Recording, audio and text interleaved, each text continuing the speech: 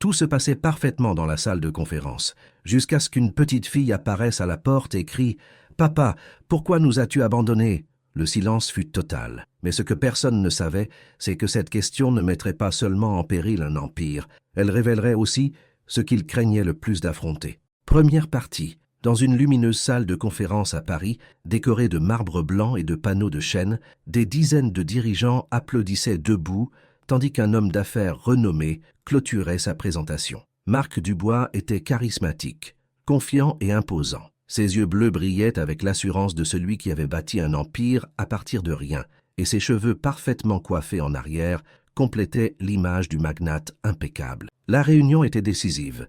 Il était sur le point de signer un accord de plusieurs milliards d'euros avec des investisseurs émiriens pour étendre sa chaîne d'hôtels de luxe dans toute la Méditerranée. Mais quand il sourit et remercia les applaudissements, une voix aiguë coupa l'air comme une lame affûtée. « Papa, pourquoi nous as-tu abandonnés ?» Tout le monde se retourna. À la porte se tenait une fillette de 9 ans, vêtue d'une robe lilas froissée, les cheveux attachés en 2 tresses désordonnées et un regard déterminé qui contrastait avec sa petite taille. Derrière elle, une femme, visiblement nerveuse, tenait son sac contre sa poitrine, ses mains tremblant légèrement. Marc se figea. Son visage, habituellement contrôlé, se décomposa pendant une fraction de seconde avant de retrouver son masque professionnel. Le murmure parmi les investisseurs s'intensifia. Certains dirigeants chuchotaient entre eux, d'autres filmaient discrètement avec leur téléphone. « Excusez-moi, il doit y avoir une confusion », murmura Marc, sa voix perdant pour la première fois l'autorité qui le caractérisait. « Je demande une brève suspension de séance. » Mais la fillette ne bougea pas. Ses yeux, d'une couleur noisette qui contrastait dramatiquement avec les bleus de Marc, le fixaient intensément. « Je m'appelle Léa Roussel », dit-elle avec une clarté qui désarma tous les présents. « Ma maman dit que vous êtes mon papa. Est-ce vrai ?» Le silence devint assourdissant. Les investisseurs émiriens échangèrent des regards inquiets. Cheikh Ahmed Al-Fassi, le chef du consortium, fronça les sourcils et murmura quelque chose à son traducteur. Marc sentit le monde s'effondrer sous ses pieds. Pendant 38 ans, il avait méticuleusement bâti son image. L'homme d'affaires parfait, sans scandale, sans faiblesse visible. Et maintenant, une fillette de 9 ans menaçait de tout détruire en quelques minutes. « S'il vous plaît, accompagnez-moi à mon bureau », parvint-il à articuler, s'adressant à la femme qui restait à la porte. Élise Roussel fit un pas en avant. Elle était naturellement belle et sans artifice, les cheveux bruns attachés en queue de cheval et des yeux qui montraient des années de lutte silencieuse. Marc la reconnut immédiatement, bien que 10 ans se fussent écoulés depuis ce printemps en Provence qu'il avait tenté d'effacer de sa mémoire. « Nous ne venons pas vous déranger, Marc », dit Élise d'une voix ferme mais fatiguée. « Nous voulons juste que Léa connaisse la vérité. » Les dirigeants observèrent la scène comme une pièce de théâtre. Théo Martin, le jeune assistant personnel de Marc, s'approcha discrètement. « Monsieur Dubois, avez-vous besoin que j'annule les prochaines réunions ?» demanda-t-il à voix basse. Marc hocha machinalement la tête, sans quitter des yeux Léa, qui continuait de l'observer avec ce mélange de curiosité et de détermination qui le déconcertait profondément. « 5 minutes, murmura-t-il. « Donnez-moi 5 minutes avec elle. » Mais il savait que 5 minutes ne suffiraient-ils pas pour faire face aux conséquences de ce moment. Son associé, Julien Leroux, s'approcha avec un sourire qui n'atteignait pas ses yeux. « Marc, mon ami, il vaudrait peut-être mieux que je m'occupe des investisseurs pendant que tu règles ceci, dit-il, posant une main paternelle sur son épaule. « Tu sais comment ces sujets délicats sont. » Marc acquiesça, sans se rendre compte qu'il venait de donner à Julien exactement l'opportunité qu'il attendait depuis des mois. Tandis qu'il guidait Élise et Léa vers son bureau privé, Marc sentit tous les regards fixés sur son dos. Son empire, bâti sur la base d'un contrôle absolu, venait de vaciller à cause des mots d'une fillette dont il ignorait même l'existence 5 minutes plus tôt. Dans son bureau, décoré de prix professionnels et de photographies avec d'importantes personnalités, Léa se dirigea directement vers la fenêtre qui donnait sur les Champs-Élysées. « Quelle jolie vue !» s'exclama-t-elle, sa voix pleine d'étonnement. « On peut voir tout Paris d'ici ?» La question innocente frappa Marc plus fort que n'importe quelle accusation. Pendant des années, il avait admiré cette vue comme un symbole de son succès, mais il ne s'était jamais arrêté pour penser à sa simple beauté. « Léa, viens ici, » dit Élise doucement. « Ne touchons à rien. »« Pourquoi pas? Si c'est mon papa, alors c'est un peu à moi aussi, n'est-ce pas ?» répliqua la fillette avec cette logique imparable que seuls les enfants possèdent. Marc desserra sa cravate, se sentant soudain à bout de souffle. Élise l'observait avec un mélange de compréhension et de détermination. « Je sais que c'est inattendu, » commença Élise, mais elle a le droit de vous connaître. Elle demande après vous depuis qu'elle a appris à parler. Comment as-tu su où me trouver? Demanda Mark, retrouvant un peu de son aplomb professionnel. Je n'ai jamais cessé de suivre votre carrière, admit Élise. Léa voit vos interviews à la télévision. Elle dit qu'elle a vos yeux. Mark regarda la fillette qui explorait maintenant les livres de sa bibliothèque avec une fascination véritable. Elle sait lire? Demanda-t-il, surpris par sa propre question. Elle lit mieux que beaucoup d'adultes, répondit Élise avec fierté. Et elle dessine comme une artiste. Elle a votre intelligence et votre détermination. Léa se tourna vers eux, tenant un livre sur l'architecture d'entreprise. Vous avez construit tous ces bâtiments? Demanda-t-elle, désignant les photographies dans le livre. Certains d'entre eux, répondit Mark, ressentant une étrange chaleur en voyant l'intérêt véritable dans les yeux de la fillette. C'est incroyable. Moi aussi je construis des choses, mais avec des crayons de couleur, dit Léa, souriant pour la première fois depuis qu'elle était entrée dans le bureau. À ce moment-là, la porte s'ouvrit sans permission. Julien Leroux entra avec une expression grave. Marc, nous devons parler d'urgence. Les investisseurs sont inquiets. Marc se tendit immédiatement. Élise prit la main de Léa. Il vaudrait mieux que nous partions, dit Élise. Nous ne voulons pas causer plus de problèmes. Non, dit Léa fermement. Je viens de rencontrer mon papa. Je ne pars pas encore. La détermination dans sa voix fit que Marc et Julien la regardèrent avec surprise. Cette fillette de 9 ans avait plus de caractère que beaucoup des dirigeants que Marc connaissait. Léa, mon amour, ton papa a des choses importantes à faire, expliqua Élise patiemment. Plus importantes que de rencontrer sa fille? Demanda Léa, et ses mots tombèrent comme des pierres dans un étang silencieux. Marc sentit un nœud dans la gorge. Julien profita du moment de silence. Marc, les investisseurs parlent d'annuler la réunion. Nous devons contrôler cette situation maintenant. C'est alors que Marc prit la décision qui changerait tout. Il regarda Léa, puis Élise, et enfin Julien. Dites aux investisseurs que la réunion est reportée à demain, dit-il d'une voix plus ferme qu'il ne se sentait. J'ai des affaires familiales à régler. Julien ouvrit la bouche pour protester, mais le regard de Marc l'arrêta. Affaires familiales, répéta Marc, et pour la première fois depuis des années, ces mots ne lui semblaient pas complètement étrangers. Tandis que Julien sortait avec une frustration évidente, Marc se tourna vers Élise et Léa. La fillette le regardait avec un sourire qui illuminait toute la pièce. « Cela signifie que nous allons passer du temps ensemble ?» demanda Léa. Marc hocha lentement la tête, sans savoir exactement dans quoi il s'engageait, mais sentant que c'était la première décision vraiment importante qu'il avait prise depuis longtemps. Ce qu'il ne savait pas, c'est que dans la salle de conférence, Julien semait déjà les premières graines du doute parmi les investisseurs, dépeignant Marc comme un homme instable et peu fiable, et que cette petite révolution qui venait de commencer dans son bureau allait changer non seulement sa vie, mais celle de nombreuses autres personnes dans les prochains mois. Avez-vous déjà vécu un moment qui a changé tout votre monde en quelques minutes? Si cette histoire vous émeut, laissez-nous un commentaire en nous disant de quelle ville vous nous lisez. Et n'oubliez pas de vous abonner pour savoir ce qui va arriver à Marc et Léa. Pensez-vous qu'il sera à la hauteur du défi d'être père? Deuxième partie. 3 jours après la rencontre au bureau, Marc se retrouva à faire quelque chose qu'il n'avait jamais imaginé. Attendre nerveusement à l'entrée d'un jardin public dans le quartier de Montmartre. Il avait rendez-vous avec Élise et Léa pour passer l'après-midi ensemble, une idée qui lui semblait aussi étrange que de marcher sur la lune. Son chauffeur, Patrick, l'avait déposé à l'entrée du parc avec une expression de perplexité qu'il n'avait pu dissimuler. « Êtes-vous sûr que vous voulez que je parte, monsieur Dubois ?» avait-il demandé. « Je peux vous attendre dans la voiture ?»« Non, Patrick. Revenez dans 3 heures, » avait répondu Marc, ajustant sa veste de designer qui lui semblait maintenant complètement déplacée. Quand il vit Élise et Léa s'approcher, il ressentit un mélange de soulagement et de panique. La fillette portait un jean usé et un t-shirt avec un dessin de chat, et elle portait un sac à dos qui semblait contenir tous ses trésors. Élise portait une simple robe bleue qui la faisait paraître naturelle et belle. « Papa !» cria Léa courant vers lui. « J'ai cru que tu ne viendrais pas. » Le mot « papa » le frappait encore comme un coup de poing à l'estomac. Marc s'agenouilla pour être à la hauteur de la fillette. « Je t'ai dit que je viendrais, » répondit-il, surpris par la facilité avec laquelle ces mots lui venaient. « Maman dit que les adultes promettent parfois des choses qu'ils ne tiennent pas, » dit Léa avec cette honnêteté brutale des enfants. « Mais toi, tu es venu. » Élise s'approcha et Marc remarqua les cernes sous ses yeux, signe qu'elle n'avait pas non plus bien dormi ces derniers jours. « Merci d'être venu, » dit Élise doucement. « Ça signifie beaucoup pour elle. »« Et pour toi ?»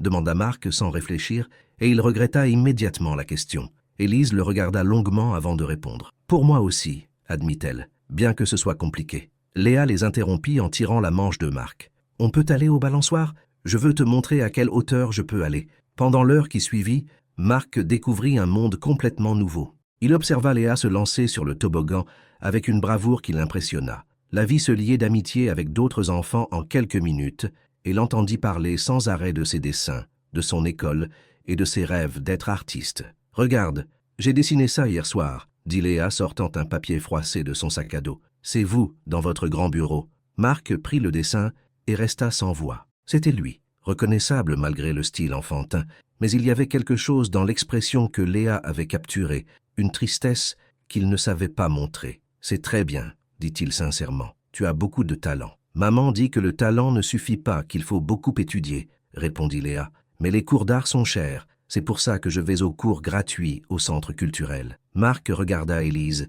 qui détourna le regard avec un malaise évident. « Les cours gratuits sont bien, » dit Élise rapidement. « Léa apprend beaucoup. » Mais Marc avait compris le message. Sa fille avait du talent et des rêves, mais les contraintes économiques les limitaient. Pour la première fois depuis des années, il ressentit l'urgence de résoudre un problème qui n'avait rien à voir avec les affaires. « Tu aimes dessiner des bâtiments ?» demanda Marc, s'asseyant sur le banc à côté de Léa. « J'adore, surtout ceux qui ont des formes bizarres. »« Comme celui-là, dit-elle en désignant un bâtiment moderne au loin. Pourquoi les architectes font-ils des formes si étranges ?» Marc se retrouva à lui expliquer la conception architecturale, comment les bâtiments devaient être fonctionnels, mais aussi beaux, comment chaque ligne avait un but. Léa l'écoutait avec une attention qu'aucun dirigeant ne lui avait jamais accordée. « Vous avez construit des bâtiments bizarres ?» demanda Léa. « Certains, » admit Marc. « J'en ai un à Bordeaux qui ressemble à une vague géante. Je veux le voir, » s'exclama Léa. « On peut y aller un jour ?» La question innocente créa un silence gênant. Élise se tendit visiblement, et Marc réalisa qu'il entrait en territoire dangereux. Il ne pouvait pas faire de promesses qu'il ne savait pas s'il pourrait tenir. « Peut-être un jour, dit-il prudemment. Élise fronça les sourcils devant la réponse évasive, mais Léa ne se découragea pas. « Et celui-là » demanda-t-elle, désignant un autre bâtiment. « Il ressemble à un livre géant ouvert. » Pendant que Marc expliquait davantage sur l'architecture, Élise les observait en silence.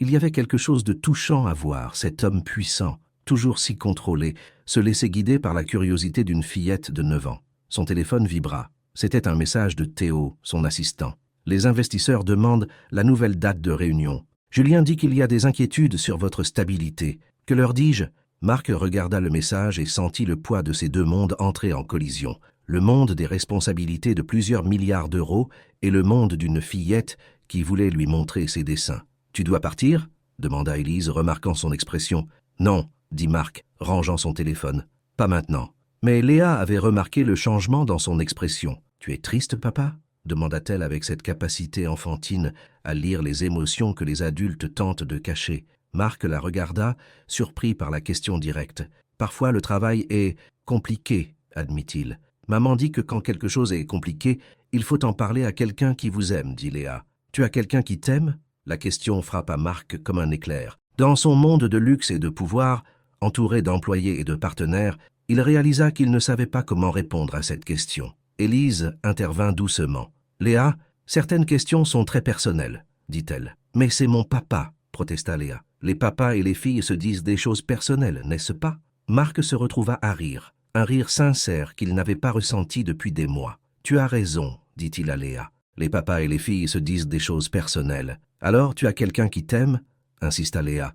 Marc regarda Élise puis Léa et ressentit quelque chose qu'il n'avait pas vécu depuis des années, le désir d'être complètement honnête. « Maintenant oui, dit-il simplement. J'ai une fille très intelligente qui pose des questions difficiles. » Léa sourit avec une joie qui illumina tout son visage. « Et j'ai un papa qui construit des bâtiments comme des vagues, » s'exclama-t-elle. À ce moment-là, un photographe qui prenait discrètement des photos de loin s'approcha. « Excusez-moi, êtes-vous Marc Dubois ?» demanda-t-il. « Pourriez-vous faire une déclaration sur votre fille récemment découverte ?» Élise se tendit immédiatement, et Marc sentit son instinct protecteur s'activer. « Pas de déclaration, dit-il fermement, et je vous suggère de respecter notre vie privée. » Mais le mal était fait. Le lendemain, la photo de Marc, Élise et Léa au parc apparut dans plusieurs médias, avec des titres sensationnalistes sur « La fille secrète du magnate de l'immobilier ». Quand Marc arriva à son bureau le lendemain, Théo l'attendait avec une expression sombre. « Les investisseurs ont vu les nouvelles », informa Théo. « Julien a passé toute la matinée en réunion avec eux. Il dit qu'ils remettent en question votre capacité de leadership. » Marc ressentit une froide fureur, pas à cause des nouvelles, mais à cause de la trahison évidente de son associé. « Où est Julien maintenant » demanda-t-il. Dans la salle de réunion avec Cheikh Ahmed Al-Fassi et son équipe, répondit Théo. Marc, je crois que vous devriez savoir qu'il y a des rumeurs selon lesquelles Julien explore d'autres options de partenariat. Alors que Marc se dirigeait vers la salle de réunion, il ne pouvait s'empêcher de penser à la question de Léa. Tu as quelqu'un qui t'aime. Il réalisait maintenant que la réponse était plus compliquée qu'il ne l'avait pensé. Il avait une fille qu'il connaissait à peine, une femme de son passé qui le regardait avec prudence et un associé qui était apparemment prêt à le trahir. Mais pour la première fois depuis des années, il avait aussi quelque chose pour lequel il valait la peine de se battre au-delà de l'argent et du pouvoir. Troisième partie. 2 semaines après l'incident dans le parc, Marc se retrouva à faire face à la plus grande crise de sa carrière professionnelle. Les photographies avaient circulé dans tous les médias économiques spécialisés et les rumeurs sur sa vie personnelle incontrôlable étaient parvenues aux oreilles de ses concurrents les plus féroces. Il était dans son bureau, examinant les rapports financiers que Théo avait préparés, lorsque son assistant entra avec une expression grave. « Monsieur Dubois, vous avez une visite inattendue », annonça Théo. « C'est Léa. Elle est seule à la réception. » Marc se leva immédiatement, inquiet. « Ça, seule? Où est Élise ?»« Je ne sais pas, monsieur. La fillette dit qu'elle a besoin de vous parler d'urgence. » Marc descendit à la réception et trouva Léa assise sur l'un des élégants fauteuils en cuir, balançant nerveusement ses jambes. Elle portait son uniforme scolaire et son sac à dos était ouvert, montrant quelques cahiers et crayons de couleurs éparpillés. « Léa, que fais-tu ici? Où est ta maman ?» demanda Marc, s'approchant d'elle. « Maman est à l'hôpital », dit Léa d'une voix qui tentait d'être courageuse mais trahissait sa peur. Elle s'est évanouie au travail ce matin. Marc sentit une pointe de panique. « Elle va bien? Quel hôpital ?»« L'hôpital Necker. On l'a emmenée en ambulance, expliqua Léa. Les médecins ont dit qu'elle est très fatiguée et stressée. J'étais à l'école quand c'est arrivé. Mais la voisine, Madame Simone, est venue me chercher. Et la voisine? Où est-elle maintenant? Elle a dû aller travailler. Elle m'a dit de venir ici parce qu'elle ne savait qui d'autre appeler. » Léa le regarda avec ses yeux noisettes pleins de vulnérabilité. « Vous pouvez m'emmener voir maman ?» Marc n'hésita pas une seconde. « Bien sûr.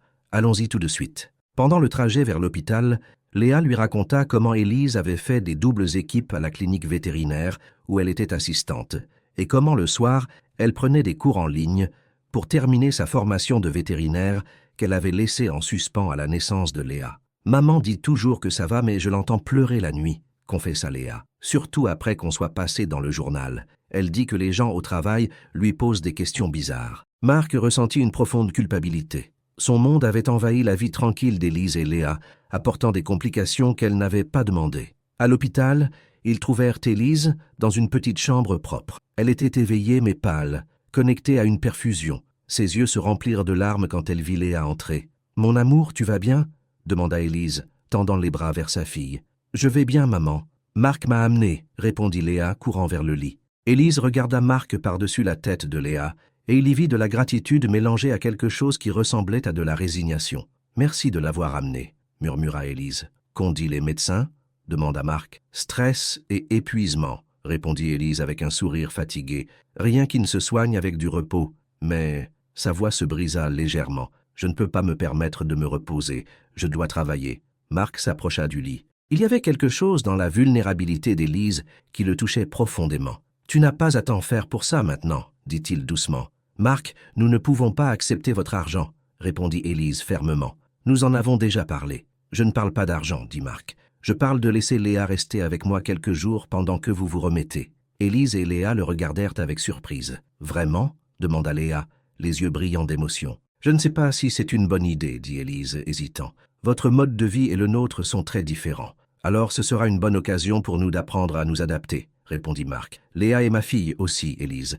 Laissez-moi prendre soin d'elle. » Élise l'étudia longuement. Dans ses yeux, Marc vit le conflit d'une mère qui avait lutté seule pendant des années et devait maintenant apprendre à faire confiance à quelqu'un d'autre. « D'accord, » dit-elle finalement, « mais seulement pour quelques jours. » Cette nuit-là, Marc se retrouva dans une situation complètement nouvelle, dînant avec une fillette de 9 ans dans son appartement de luxe sur les Champs-Élysées. Sa gouvernante, Colette, avait préparé quelque chose de simple, mais Léa regardait tout avec étonnement. « Vous vivez seul ici ?» demanda Léa, explorant le grand salon. « C'est très grand pour une seule personne. »« Je suppose que oui, » admit Marc, réalisant pour la première fois à quel point l'espace se sentait vide. « Chez moi, maman et moi, partageons une chambre, » dit Léa. « C'est petit, mais c'est chaleureux. Votre maison est-elle chaleureuse ?»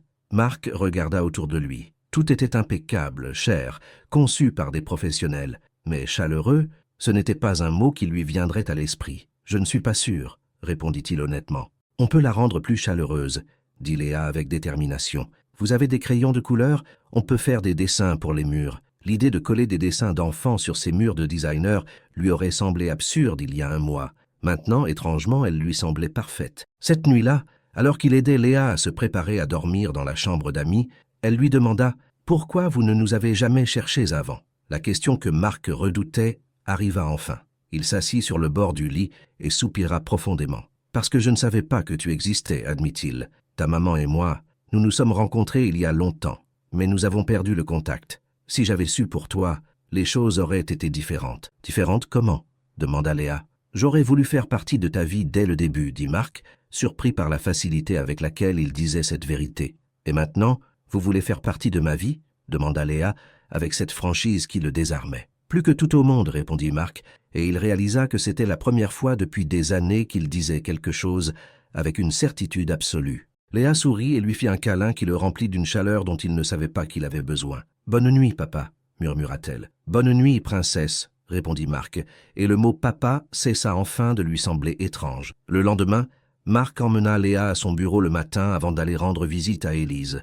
La fillette était fascinée par tout, les ascenseurs rapides, les vues du 30e étage, le brouhaha d'activité. Théo la reçut avec un sourire sincère. « Alors c'est vous la fameuse Léa, dit-il. J'ai beaucoup entendu parler de vous. »« Vraiment ?» demanda Léa satisfaite. « Qu'avez-vous entendu ?»« Que vous êtes une artiste très talentueuse et que vous posez des questions très intelligentes, » répondit Théo. Pendant que Marc traitait quelques appels urgents, Léa s'installa à la petite table de réunion avec ses crayons de couleur. Mais au lieu de dessiner, elle commença à observer attentivement les conversations qu'elle entendait. C'est alors que Julien entra dans le bureau sans être annoncé, accompagné de 2 hommes en costume cher que Marc ne reconnut pas. « Marc, nous devons parler, » dit Julien sans préambule. « Les investisseurs sont préoccupés par les récents développements dans votre vie personnelle. » Marc remarqua que Julien ignorait complètement Léa, la traitant comme si elle était invisible. « Ma vie personnelle n'affecte pas ma capacité professionnelle, » répondit Marc fermement. « Ça reste à voir, » dit l'un des hommes inconnus. « Je suis Nicolas Dubois du consortium Eurocapital. Nous avons discuté d'alternatives pour le projet. » Marc sentit une alarme immédiate. Eurocapital était son concurrent direct. « Alternative ?» demanda-t-il, regardant Julien avec un mélange de surprise et de trahison. « Écoute, Marc, » dit Julien avec un sourire qui n'atteignait pas ses yeux. « Tu es brillant, mais les investisseurs ont besoin de stabilité. Cette situation avec... » Il regarda Léa avec mépris. « Avec la petite, a créé de l'incertitude. » Léa avait cessé de dessiner et les observait attentivement. Marc vit quelque chose dans ses yeux qui lui rappela lui-même la capacité de lire les gens, de comprendre quand quelqu'un n'était pas digne de confiance. « La petite a un nom, » dit Marc d'une voix dangereusement calme. « C'est ma fille, Léa. »« Bien sûr, » dit Julien condescendant. « Personne ne remet cela en question. Mais les affaires sont les affaires. Et que proposes-tu exactement ?» demanda Marc. Nicolas Dubois prit la parole. « Une transition en douceur. Julien prendrait la direction du projet.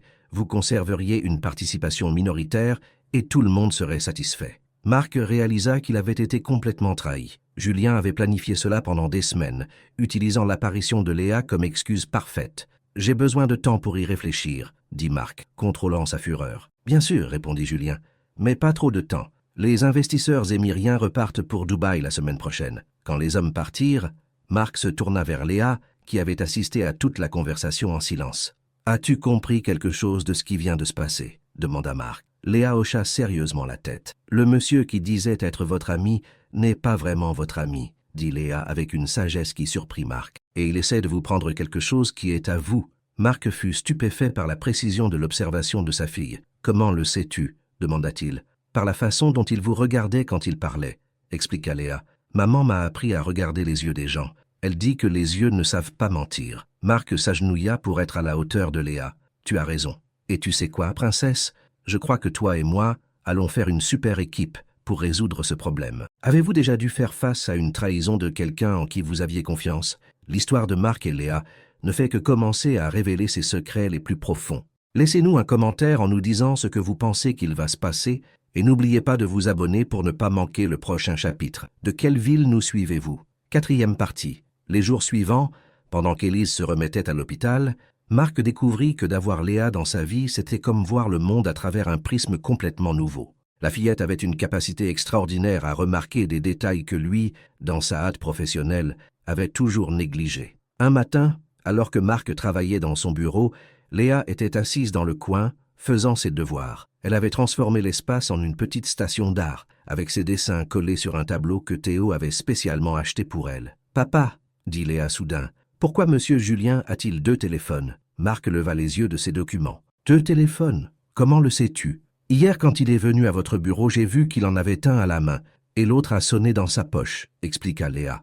Et quand celui de la poche a sonné, il est devenu nerveux et est sorti dans le couloir pour répondre. » Marc fronça les sourcils. Dans le monde des affaires, avoir plusieurs téléphones n'était pas inhabituel, mais l'observation de Léa sur la nervosité de Julien était intrigante. « Qu'as-tu remarqué d'autre à propos de Monsieur Julien ?»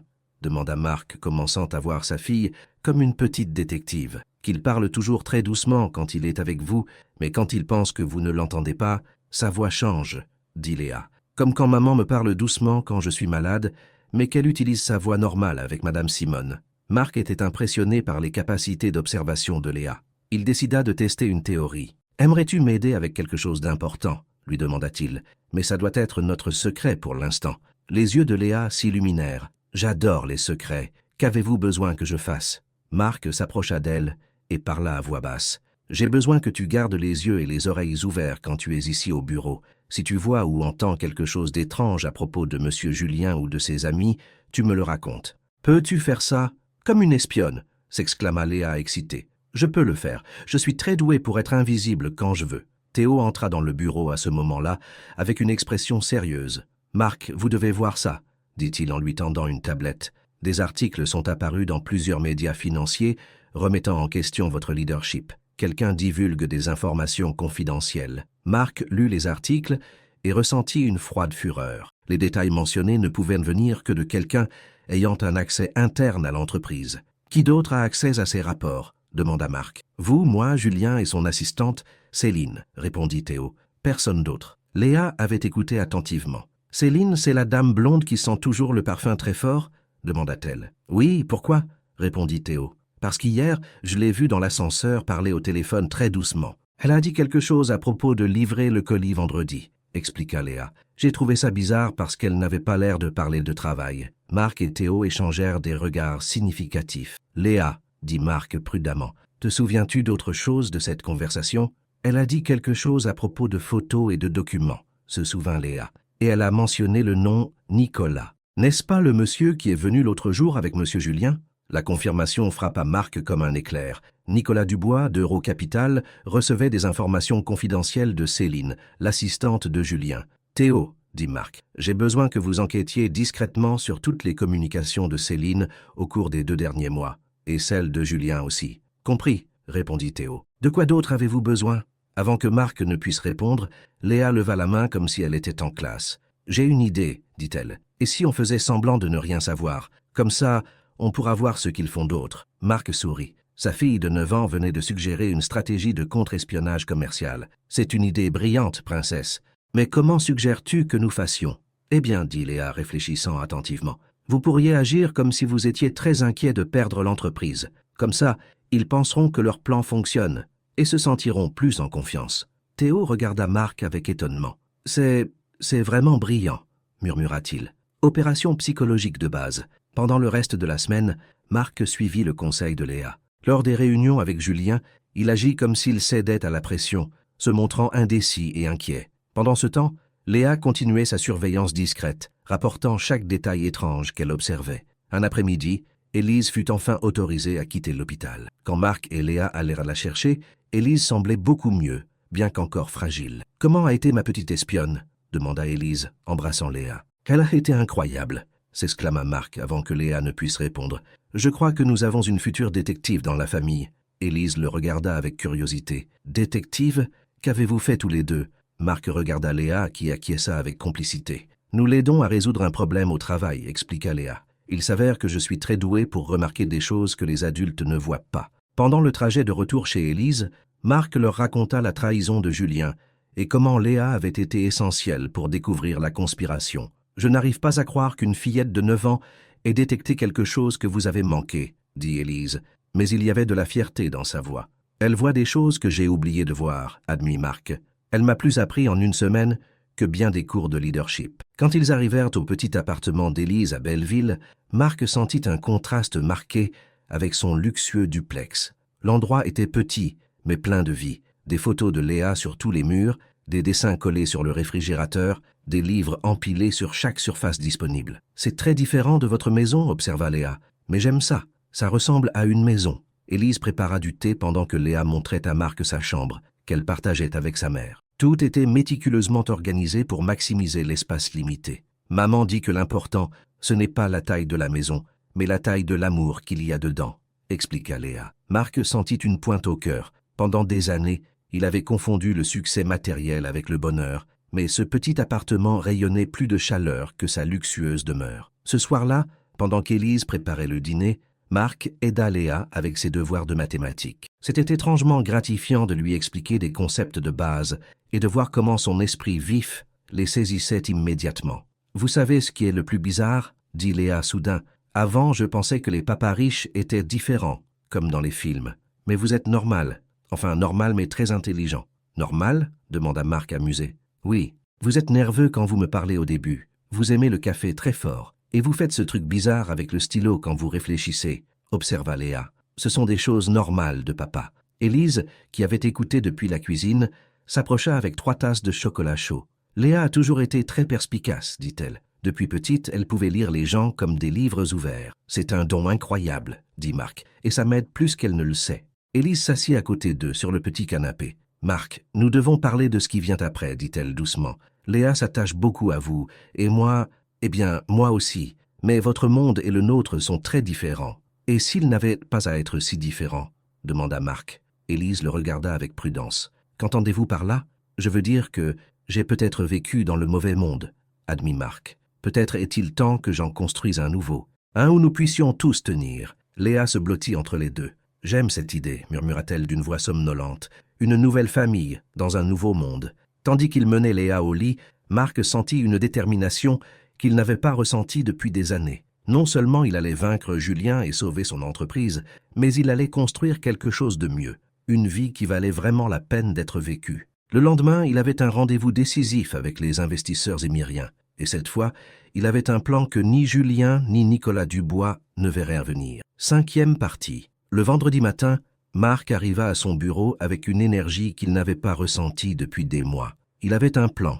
Et pour la première fois de sa carrière, ce plan incluait à la fois la victoire commerciale et la protection de sa nouvelle famille. Léa était de nouveau avec lui, car Élise était retournée au travail, mais ne se sentait pas encore complètement en sécurité de laisser la fillette seule. La petite s'était installée dans son coin habituel, mais aujourd'hui, elle avait une mission spéciale. « Tu te souviens de ce que tu dois faire ?» lui demanda Marc à voix basse. « Oui, » répondit Léa avec sérieux. « Je dois faire attention à tout ce que dit Céline. Et si je vois Monsieur Nicolas, je dois venir vous le dire immédiatement. »« Très bien. Et souviens-toi que je dois agir normalement comme si je ne savais rien, » compléta Léa. « Ne vous inquiétez pas, papa. Je suis une très bonne actrice.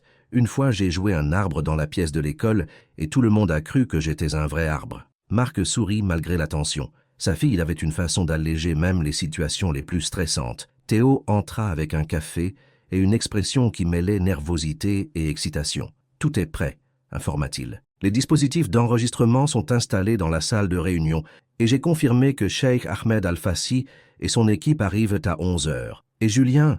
demanda Marc. « Il est arrivé tôt. Il a eu des réunions à huis clos avec Céline depuis 8 heures, » répondit Théo. « J'ai aussi confirmé que Nicolas Dubois est dans l'immeuble. Sa voiture est au garage. » Marc hocha la tête. Il était temps d'exécuter le plan. Pendant l'heure qui suivit, Marc se consacra à jouer son rôle. Il agit nerveusement lors des appels téléphoniques, demanda plusieurs fois des révisions de documents qu'il connaissait déjà par cœur et même laissa accidentellement tomber quelques commentaires pessimistes là où il savait que Céline pouvait les entendre. « Théo, je ne sais pas si je pourrais garder le contrôle de l'entreprise, » dit-il à voix haute lorsque Céline passait dans le couloir. « Peut-être est-il temps d'envisager les offres de partenariat. » Léa, qui faisait semblant de se concentrer sur ses dessins, lui fit un clin d'œil discret. Elle avait entendu Céline accélérer le pas après le commentaire. À 10h30, Julien apparut dans le bureau de Marc, avec un sourire qui tentait de paraître solidaire, mais ne parvenait pas à cacher sa satisfaction. Marc, mon ami, je sais que c'est difficile pour toi, commença Julien, mais je pense que la proposition de Nicolas pourrait être la meilleure pour tout le monde. J'y ai beaucoup réfléchi, répondit Marc, gardant un ton défait. Peut-être as-tu raison. Peut-être que je ne suis pas en état de gérer ça maintenant. Julien s'éclaira pratiquement. Je suis content que tu le vois ainsi. Les investisseurs émiriens arriveront bientôt, et Nicolas est déjà là pour présenter la proposition de transition. Nicolas est ici ? Demanda Marc, feignant la surprise. Ne devraient-ils pas être les seuls à assister à ces réunions ? Eh bien, j'ai pensé qu'il serait plus efficace que nous soyons tous présents, dit Julien, et Marc remarqua le premier signe de nervosité dans sa voix. Léa leva les yeux de ses dessins et fixa Julien avec ce regard direct qui rendait beaucoup d'adultes nerveux. « Monsieur Julien, dit-elle d'une voix innocente, pourquoi avez-vous 2 téléphones différents ?» Julien se tendit visiblement. « Les enfants remarquent toujours des choses étranges, dit-il avec un rire forcé. C'est juste le travail. Pour des travaux différents ?» insista Léa avec une curiosité véritable. « Léa, ne dérange pas monsieur Julien avec des questions, intervint Marc, mais intérieurement il était fier de la façon dont sa fille mettait le traître mal à l'aise. À 11 heures précises, Cheikh Ahmed Al-Fassi et son équipe arrivèrent dans la salle de réunion. Marc, Julien et étonnamment Nicolas Dubois rejoignirent à la réunion. Théo resta dehors, surveillant les dispositifs d'enregistrement, tandis que Léa semblait jouer dans le bureau de Marc. « Messieurs, commença Ahmed, nous avons entendu des rumeurs inquiétantes sur la stabilité de la direction de ce projet. Ahmed, répondit Marc, je comprends parfaitement vos préoccupations. C'est pourquoi j'ai invité toutes les parties concernées afin que vous puissiez entendre toutes les perspectives. Nicolas s'éclaircit la gorge. Monsieur Al-Fassi, en tant que représentant du consortium Eurocapital, nous pouvons offrir une transition qui garantisse... Pardon, interrompit Marc, mais je crois qu'il y a quelque chose que nous devrions tous entendre avant de continuer. Marc fit un signe vers la porte et Théo entra avec un enregistreur numérique. Au cours des dernières semaines, j'ai été préoccupé par des fuites d'informations confidentielles à la concurrence, expliqua Marc. J'ai donc décidé d'enquêter. Le visage de Julien devint pâle. Marc, qu'est-ce que tu fais ? Demanda-t-il nerveusement. Je protège les intérêts de nos investisseurs, répondit Marc. Théo, veuillez lire l'enregistrement d'hier. La voix de Céline remplit la pièce. Oui, Nicolas, j'ai tous les documents dont vous avez besoin. Les rapports financiers, les plans d'expansion, tout. Julien dit que le transfert doit être complété avant vendredi. Le silence dans la pièce était assourdissant. Ahmed regarda alternativement Julien et Nicolas avec une expression de dégoût croissant. « Continuez, dit Marc fermement. L'enregistrement continua. Marc ne se doute de rien. Julien est sûr que nous pouvons faire en sorte qu'il paraisse incapable de diriger à cause du scandale de la petite. Ahmed se leva brusquement. Vous conspirez pour saboter notre partenaire en utilisant des informations volées, demanda-t-il d'une voix glaciale. Nicolas tenta de se défendre. C'est hors de contexte. Nous avons juste... Assez, s'exclama Ahmed.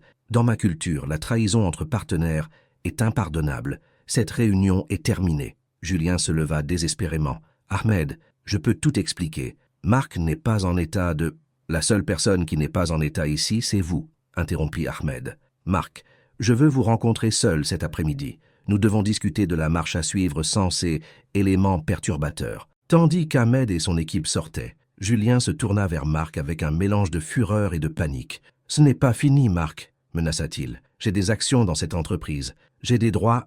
Tu les avais, corrigea Marc. Théo, remets-lui les documents. Théo tendit un dossier à Julien. Selon l'accord de partenariat que vous avez signé il y a 3 ans, la trahison et le sabotage sont des causes d'expulsion immédiate avec perte totale des participations, expliqua Théo. Les avocats ont déjà tout examiné. Votre participation est automatiquement divisée entre les partenaires restants. Julien ouvrit le dossier d'une main tremblante, lisant les documents qu'il avait lui-même aidé à rédiger des années auparavant, n'imaginant jamais qu'ils seraient utilisés contre lui. « C'est impossible. J'ai construit cette entreprise avec toi, » murmura-t-il. « Et je t'ai fait confiance comme à un frère, » répondit Marc avec une tristesse sincère. « Cette confiance était la seule chose qui te protégeait. Tu l'as perdue. » Nicolas avait tenté de partir discrètement, mais Marc l'arrêta. « Nicolas, avant que vous ne partiez, vous devriez savoir que nous avons remis des copies de toutes les communications entre votre entreprise et nos ex-employés aux autorités compétentes. L'espionnage industriel est un délit grave. » Nicolas sortit rapidement sans un mot, suivi d'un Julien vaincu qui marmonnait des menaces vides. Quand la pièce se vida, Marc s'accorda un moment de respiration profonde. Il avait gagné, mais la victoire avait un goût amer. Il avait perdu quelqu'un qu'il considérait comme un ami, bien qu'il réalisât maintenant que cette amitié avait été une illusion. Léa apparut à la porte de la salle de réunion. « C'est déjà fini » demanda-t-elle. « Oui, princesse. Tout est fini » répondit Marc. « On a gagné » demanda Léa avec espoir. Marc la souleva dans ses bras. « On a gagné » confirma-t-il. « Mais tu sais ce qui est le plus important ?»« Quoi » demanda Léa. « Qu'on a gagné ensemble, comme une famille. » Théo entra avec un énorme sourire. « Marc, Ahmed veut vous rencontrer cet après-midi, mais pas pour annuler le projet. Il veut l'étendre. Il dit qu'un homme capable de gérer une trahison avec autant d'intelligence et d'élégance est exactement le type de partenaire qu'il recherche. » Marc sourit, mais son esprit était déjà ailleurs. Il avait gagné la bataille commerciale, mais il avait maintenant un objectif bien plus important, construire une vraie vie avec Élise et Léa. « Théo, dit-il, annule toutes mes rendez-vous de la semaine prochaine. J'ai des affaires familiales à régler. »« Affaires familiales ?» demanda Théo avec curiosité. « Oui, répondit Marc, regardant Léa. Je vais trouver la femme que j'aime et la convaincre de construire quelque chose ensemble. »« Et si elle dit non ?» demanda Léa avec inquiétude. « Alors je devrais être très convaincant, répondit Marc. Après tout, j'ai la meilleure négociatrice du monde de mon côté. » Léa sourit brillamment. « C'est moi. » 5e partie. 2 jours après la confrontation au bureau, Marc se retrouva à faire quelque chose qu'il n'avait jamais imaginé, attendre nerveusement à la porte de la clinique vétérinaire où travaillait Élise. Il tenait dans ses mains un bouquet de fleurs des champs qu'il avait acheté à un étal de rue, quelque chose de complètement opposé aux arrangements floraux de designer qu'il avait l'habitude d'envoyer dans ses relations précédentes. Léa était avec lui, se balançant excitée sur ses talons. « Vous êtes nerveux, papa ?» demanda-t-elle avec cette capacité enfantine à lire les émotions. « Très nerveux, » admit Marc. « Et si ta maman dit non, elle ne dira pas non, » répondit Léa avec confiance. « Je l'ai entendu parler au téléphone avec tante Marie hier. Elle a dit qu'elle n'avait jamais cessé de vous aimer. » Le cœur de Marc fit un bond. « Elle a vraiment dit ça ? Eh bien, en fait, elle a dit que c'était compliqué. Mais quand les mamans disent que quelque chose est compliqué, cela signifie généralement que leurs sentiments sont très grands et qu'elles ne savent pas quoi en faire, » expliqua Léa avec la sagesse d'une enfant qui avait grandi en observant attentivement les adultes. Quand Élise sortit de la clinique, vêtue de sa blouse blanche et les cheveux attachés en une queue de cheval pratique, Marc ressentit la même sensation qu'il avait éprouvée 10 ans auparavant en Provence, que cette femme était extraordinaire dans sa naturalité. « Marc, que faites-vous ici ?» demanda Élise surprise. « Est-ce qu'il s'est passé quelque chose avec Léa ?»« Je vais bien, maman, » répondit Léa. « Papa veut vous parler. Il a quelque chose de très important à vous dire. » Élise regarda Marc avec curiosité et une certaine prudence. « Ici, dans la rue ? Pouvons-nous marcher ?» demanda Marc. « Il y a des choses que j'ai besoin de te dire. » Pendant les minutes qui suivirent, alors qu'ils marchaient dans les rues de Belleville, avec Léa gambadant devant eux, Marc raconta à Élise tout ce qui s'était passé dans l'entreprise, la trahison de Julien, l'enquête, et comment Léa avait été fondamentale pour tout résoudre. « Je n'arrive pas à croire que vous ayez impliqué Léa dans des problèmes d'affaires, » dit Élise avec inquiétude. « Je ne l'ai pas impliquée, » corrigea Marc. « Elle s'est impliquée toute seule. Il s'avère qu'elle a un talent naturel pour lire les gens que j'avais complètement perdus. » Élise regarda sa fille, qui parlait animément avec un chien promené par son maître. « Elle a toujours été très perspicace, » admit Élise. « Mais Marc, mon monde et le vôtre sont toujours très différents. » Marc s'arrêta au coin d'une petite place où il y avait un banc sous un arbre. « Pouvons-nous nous asseoir ?» demanda-t-il. « Parce que c'est exactement de cela que je veux te parler. » Quand ils s'assirent, Marc se tourna vers Élise et prit ses mains. « Élise, ces derniers mois ont été les plus importants de ma vie. Non pas parce que j'ai gagné une bataille commerciale, mais parce que j'ai rencontré ma fille et parce que je t'ai retrouvé, toi. » Élise le regardait attentivement, ses yeux reflétant un mélange d'espoir et de peur. « Marc, laisse-moi finir, s'il te plaît, » l'interrompit-il doucement. « Pendant des années, j'ai cru que le succès se mesurait à l'argent, au pouvoir, à la reconnaissance. J'ai construit un empire, mais c'était un royaume vide. Je vivais dans une immense maison, mais ce n'était pas un foyer. J'avais des employés, mais pas de vrais amis. J'avais tout ce que le monde dit que tu devrais vouloir, mais j'étais profondément malheureux. » Léa s'approcha en courant, mais voyant la gravité de la conversation, elle s'assit par terre près d'eux et commença à dessiner dans son carnet, leur donnant de l'intimité mais restant proche. « Quand Léa est apparue dans mon bureau ce jour-là, continua Marc, je n'ai pas seulement trouvé une fille, j'ai trouvé une raison d'être une meilleure personne. Et quand je t'ai revu, je me suis rappelé ce que c'est que d'être vraiment amoureux. » Élise sentit des larmes monter à ses yeux. « Marc, j'ai aussi des sentiments pour toi. Je n'ai jamais cessé d'en avoir. Mais j'ai peur. admit-elle. Peur que ce ne soit qu'une réaction émotionnelle à la rencontre de Léa. Peur que lorsque les choses se normaliseront, tu retournes à ton monde et que nous redevions un souvenir. Marc comprenait parfaitement ses peurs. « Et si je ne retournais pas à ce monde ?» demanda-t-il. « Et si nous en construisions un nouveau ensemble ?»« Que voulez-vous dire ?» demanda Élise. Marc respira profondément. Ce qu'il était sur le point de proposer représentait le changement le plus radical de sa vie. « J'ai beaucoup réfléchi ces jours-ci. L'entreprise est plus solide que jamais après avoir éliminé Julien. Les investisseurs émiriens veulent étendre le projet, mais moi, je veux changer ma façon de vivre. » Il se leva du banc et s'agenouilla devant Élise, sortant une petite boîte de sa poche. « Élise Roussel, dit-il d'une voix tremblante, je veux te proposer quelque chose de plus grand que le mariage. Je veux te proposer de construire une vie ensemble, une vie où Léa pourra avoir ses 2 parents, où nous pourrons avoir plus d'enfants si nous le voulons, où je pourrai travailler de chez moi certains jours pour ne pas manquer les dîners de famille ni les pièces de théâtre à l'école. » Il ouvrit la boîte, révélant une bague simple mais magnifique, très différente des bijoux ostentatoires qu'il avait l'habitude d'acheter. « Cette bague appartenait à ma grand-mère, » expliqua-t-il. « C'était une femme sage qui m'a appris que les choses les plus précieuses de la vie ne peuvent pas s'acheter. Je ne l'ai compris que maintenant. » Élise porta les mains à sa bouche, pleurant ouvertement. « Mais ta vie, ton travail, » murmura-t-elle. « Mon travail peut s'adapter à ma vie, et non l'inverse, » répondit Marc. « J'ai décidé d'ouvrir un bureau satellite ici à Paris et un autre à Lyon. Je veux que nous puissions voyager, que Léa découvre le monde, que nous ayons le temps d'être une vraie famille. » Léa avait cessé de dessiner et les regardait les yeux brillants. « Maman, ça veut dire qu'on va être une vraie famille ?» demanda-t-elle. Élise regarda sa fille, puis Marc, et sentit tous ses peurs disparaître face à la possibilité de quelque chose qu'elle avait rêvé pendant des années, mais qu'elle n'avait jamais osé espérer. « Oui, » murmura-t-elle, « oui, je veux t'épouser. Je veux construire cette vie ensemble. » Marc se leva et l'embrassa tandis que Léa criait de joie et se mettait à danser autour du banc. « On va être une famille, on va être une famille » chantait Léa. Cette nuit-là, dans le petit appartement d'Élise qui ressemblait maintenant plus à un foyer que le luxueux duplex de Marc, les 3 planifièrent leur avenir. Ils avaient décidé de chercher une nouvelle maison, quelque chose qui serait à tout le monde dès le début. « On peut avoir un jardin ?» demanda Léa. « Je veux planter des fleurs et peut-être avoir un chien. »« On peut avoir tout ce que tu veux, princesse, » répondit Marc. « Et je peux continuer à aller à votre bureau parfois ?» demanda Léa. « J'aime vous aider au travail. »« En fait, » dit Marc avec un sourire, « je pensais que tu pourrais être ma consultante officielle en comportement humain. Tu as un talent spécial pour ça. » Élise sourit, observant sa fille et l'homme qu'elle aimait planifier de futures aventures. « Vous savez ce qui est le plus incroyable dans tout ça ?»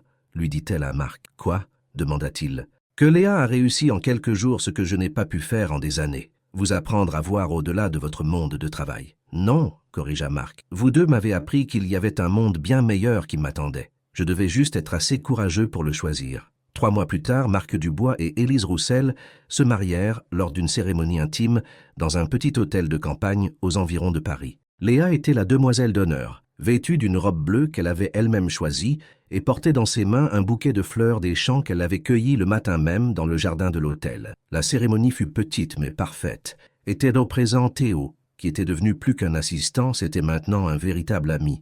Madame Simone, la voisine qui avait si souvent gardé Léa. Quelques collègues d'Élise, de la clinique vétérinaire, et Cher Ahmed Al-Fassi, qui avait fait le voyage depuis Dubaï spécialement pour l'occasion. « Dans ma culture, » avait dit Ahmed à Marc la veille, « un homme qui met sa famille avant les affaires est un homme de véritable honneur. C'est un privilège d'être témoin de votre mariage. » Pendant la cérémonie, lorsque l'officier d'état civil demanda si quelqu'un avait une objection, Léa leva la main. « J'ai quelque chose à dire » annonça-t-elle solennellement. L'officier, surpris mais enchanté par l'intervention, lui donna la parole. « Je veux dire que j'ai attendu 9 ans pour avoir une famille complète, » dit Léa d'une voix claire. « Et maintenant que je l'ai, je promets d'en prendre bien soin. » Fin. Il n'y avait pas un œil sec dans toute la cérémonie. 6 mois plus tard, la famille Dubois-Roussel s'était installée dans une belle maison sur les collines de Paris, avec un jardin où Léa cultivait des fleurs et où Nougat, leur nouvelle chienne Golden Retriever, courait librement. Marc avait tenu sa promesse de réorganiser sa vie. Il travaillait de chez lui 3 jours par semaine, ne manquait jamais les dîners de famille et avait assisté à chaque spectacle scolaire de Léa. L'entreprise n'avait pas seulement survécu à ces changements, elle avait prospéré. La nouvelle approche de Marc, axée sur l'équilibre entre vie professionnelle et vie privée, avait inspiré d'autres dirigeants, et l'entreprise était devenue un modèle de leadership responsable. Un dimanche après-midi, Alors que Marc aidait Léa avec un projet de science pour l'école, Élise entra dans le bureau avec une expression mystérieuse. « J'ai une nouvelle, annonça-t-elle. « Bonne ou mauvaise » demanda Marc. « Bonne. Très bonne, répondit Élise avec un sourire. Léa, comment te sentirais-tu d'être une grande sœur » Léa laissa tomber son crayon et regarda Élise avec des yeux énormes. « Vraiment? On va avoir un bébé ?»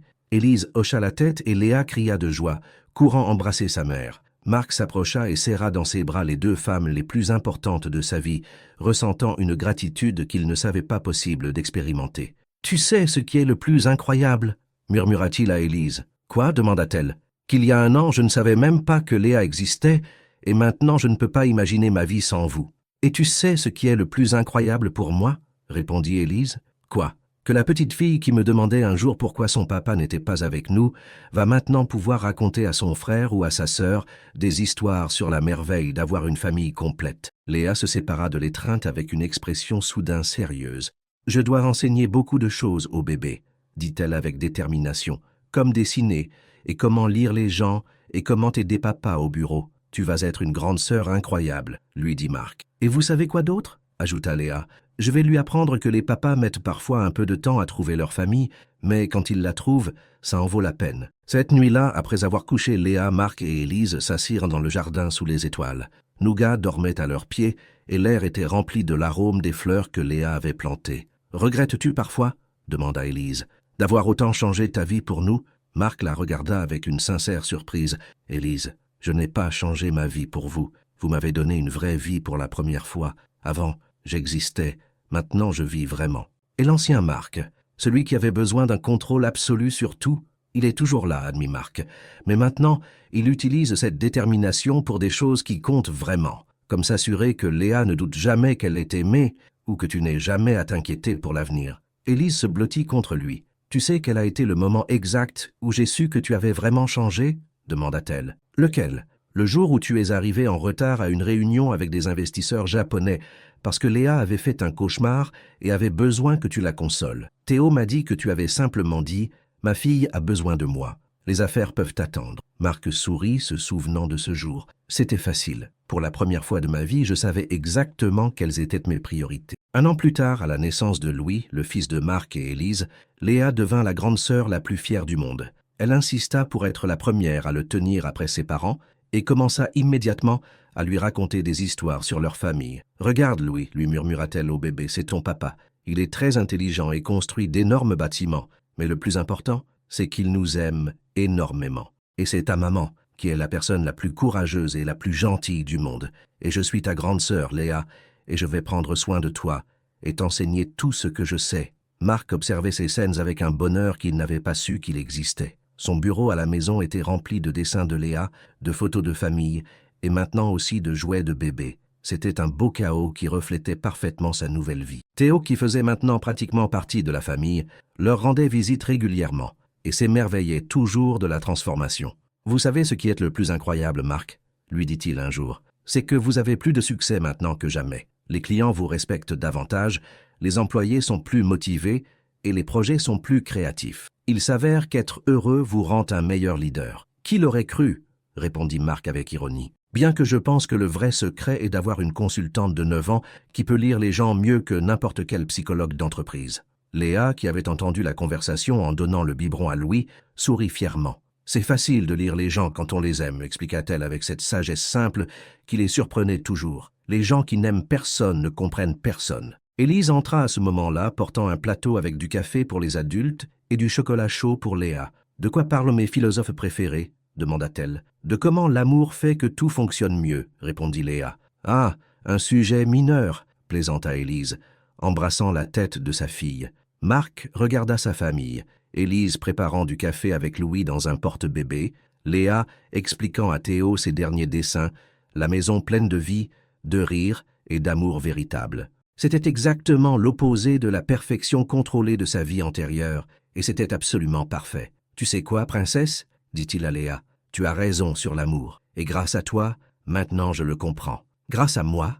demanda Léa. « Oui, parce que c'est toi qui as eu le courage d'entrer dans mon bureau ce jour-là et de tout changer avec une simple question. Pourquoi nous as-tu abandonnés ? Cette question m'a sauvé la vie. » Léa s'approcha et lui fit un câlin. « Non, papa, Cette question nous a tous sauvés. Et tandis que le soleil se couchait sur Paris, remplissant la maison d'une lumière dorée et chaleureuse, Marc Dubois sut avec une certitude absolue que Léa avait raison. La petite révolution qui avait commencé dans une salle de conférence avait sauvé non seulement son entreprise, mais son âme. Parce que parfois, les questions les plus simples d'une enfant courageuse peuvent changer le monde entier. Et parfois, perdre le contrôle absolu est exactement ce dont vous avez besoin pour trouver tout ce qui compte vraiment. 5 ans plus tard, Marc et Élise célébrèrent le 10e anniversaire de Léa dans le jardin de leur maison. La fillette était devenue une jeune adolescente avec la même capacité d'observation qui l'avait caractérisée depuis petite, mais elle montrait maintenant aussi un talent artistique extraordinaire que Marc avait encouragé en l'inscrivant à la meilleure école d'art de Paris. Louis, maintenant âgé de 4 ans, courait dans le jardin poursuivant Nougat, qui était déjà une chienne âgée et plus tranquille. L'enfant avait hérité de la détermination de son père et de la gentillesse de sa mère, et adorait clairement sa grande sœur. L'entreprise de Marc était devenue l'une des entreprises de construction les plus respectées d'Europe, connue non seulement pour ses projets innovants, mais aussi pour son éthique des affaires et son approche du bien-être des employés. Théo était maintenant vice-président, et ensemble ils avaient créé un programme de mentorat qui aidait les jeunes entrepreneurs à trouver l'équilibre entre réussite professionnelle et bonheur personnel. « Tu sais ce qui est le plus bizarre ?» dit Léa à Marc alors qu'ils coupèrent le gâteau d'anniversaire. « Parfois, je pense à ce qu'aurait été ma vie si je n'étais jamais allé à ton bureau ce jour-là. »« Et que penses-tu » demanda Marc. « Que ça aurait été bien, » répondit Léa avec honnêteté. « Maman et moi étions heureuses. Mais ça, c'est mieux. Parce que maintenant nous avons Louis et vous nous avez et nous vous avons. » Élise s'approcha, portant un Louis somnolent. « Qu'est-ce que vous diriez de raconter l'histoire encore une fois ?» suggéra-t-elle. « C'est la tradition aux anniversaires de Léa. »« Oui !» s'exclama Louis. « L'histoire de comment Léa a sauvé papa. » Marc sourit. Au cours des dernières années, l'histoire de la façon dont Léa était apparue dans son bureau était devenue le récit familial préféré, raconté et raconté aux anniversaires, à Noël et les soirs tranquilles. « Il était une fois, » commença Marc, « un homme très bête qui pensait qu'il avait tout ce dont il avait besoin. »« Mais il n'avait pas de famille, » interrompit Louis, connaissant l'histoire par cœur. « Exactement. Et un jour, une très courageuse petite fille décida qu'il était temps de changer ça, » continua Élise. Et elle est entrée dans le plus grand bureau de Paris et a dit « Léa fit une pause dramatique. « Papa, pourquoi nous as-tu abandonnés ?» crièrent-ils tous à l'unisson, puis éclatèrent de rire. Alors qu'ils rangeaient après la fête, Marc trouva un dessin que Léa avait fait ce matin-là. C'était sa famille, lui, Élise, Léa et Louis, tous se tenant la main devant leur maison. Mais ce qui le toucha le plus fut le titre qu'elle avait écrit en haut, « Ma famille parfaite », qui a commencé par une question courageuse. « C'est parfait », lui dit-il à Léa, accrochant le dessin à la place d'honneur sur le réfrigérateur, à côté de dizaines d'autres dessins qui documentaient les 5 dernières années de bonheur familial. « Vous savez quoi, papa ?» dit Léa. « Je crois que le courage, ce n'est pas de ne pas avoir peur. Je crois que le courage, c'est de poser les questions importantes, même si on a peur des réponses. » Marc la serra dans ses bras, s'émerveillant une fois de plus de la sagesse de sa fille. « Tu as raison, princesse, et merci d'avoir été assez courageuse pour poser la question qui a changé nos vies. »« De rien, » répondit Léa simplement. « Après tout, à quoi servent les filles si ce n'est à sauver leur papa de temps en temps ?» Et dans cette maison pleine d'amour, de rire et de dessins collés sur le réfrigérateur, Marc Dubois sut qu'il avait trouvé quelque chose de bien plus précieux que n'importe quel empire commercial. Il avait trouvé son foyer. Cette histoire de transformation, d'amour et de famille vous a-t-elle ému? Léa nous a appris que parfois, les questions les plus simples peuvent changer toute une vie. Si cette histoire a touché votre cœur, laissez-nous un commentaire en nous disant ce qui vous a le plus ému et de quelle ville vous nous lisez. N'oubliez pas de vous abonner pour plus d'histoires qui inspirent et transforment. Avez-vous déjà vécu un moment qui a complètement changé votre vie? Racontez-nous votre histoire dans les commentaires. Et si vous connaissez quelqu'un qui a besoin d'entendre qu'il n'est jamais trop tard pour changer, partagez cette histoire avec lui. Parce que nous méritons tous une deuxième chance de trouver ce qui compte vraiment.